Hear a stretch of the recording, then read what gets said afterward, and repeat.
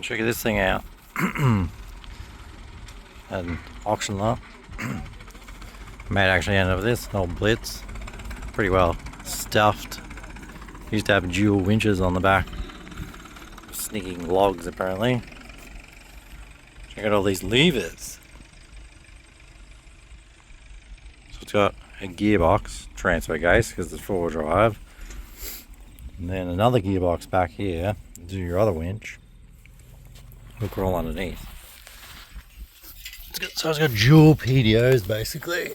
We got engine, gearbox, divorce transfer case.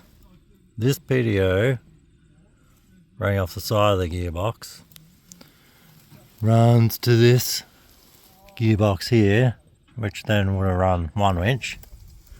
And then the transfer case, obviously jack shaft, drive in, drive to your rear diff, pretty standard. Drive to your front diff with the disconnect, pretty standard. But then out the back of here, it's like another front section with a disconnect for a chain to drive the other winch. I think it's cool.